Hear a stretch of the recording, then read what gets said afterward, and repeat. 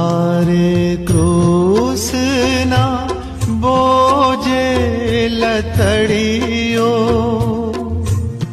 પહેલી વાર તું ભોળે પડ્યો. પગની ઠોકરો જે લાગી તને નડ્યો ભાગી મારા દેવ તું એણે રીબાય રે.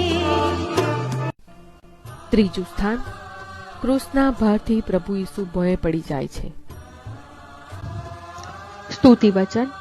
ઓ ખ્રિસ્ત, અમે તારી સેવા અને સ્તુતિ કરીએ છીએ, કેમ કે તારા ક્રૂસથી તે જગતનું તારણ પૂરું કર્યું. માર્ગ પથરાળ છે, ખરબચડો છે, ઈસુને ઠોકર વાગે છે અને તેઓ વધસ્તંભ સાથે ભોંય પટકાય છે. હાથ પગ છોલાઈ જાય છે, તેમાંથી લોહી ઝરવા માંડે છે. ઉપરથી રોમન સૈનિકો ચાબકા મારે છે.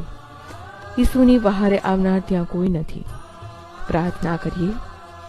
હે પ્રભુ, અમારા પ્રત્યેક પાપ તમને ભોંય પટકાવી દે છે. તમે સદાય અમારી વહારે આવજો. પ્રલોભનની વેળાએ અમને ઉગારી લેજો. આમેન.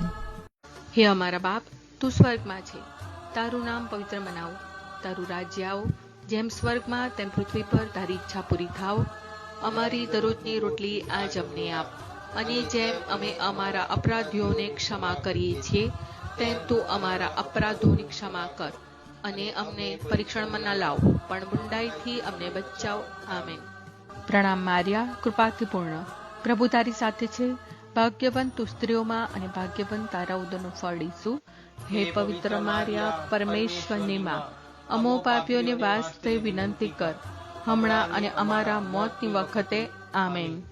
સ્તુતિ પિતા અને પુત્ર અને પવિત્ર આત્માની સ્તુતિ થાવ, જેમ આદિએ તેમ હમણાં અને હંમેશા યુગો યુગ. આમીન. ઓ પ્રભુ, મારા પર દયા કરો. ઓ પ્રભુ, મારા પર દયા કરો. સર્વ મોયેલા શ્રદ્ધાળુઓના આત્માઓ પરમેશ્વરની દયાથી શાંતિમાં રહો. આમેન.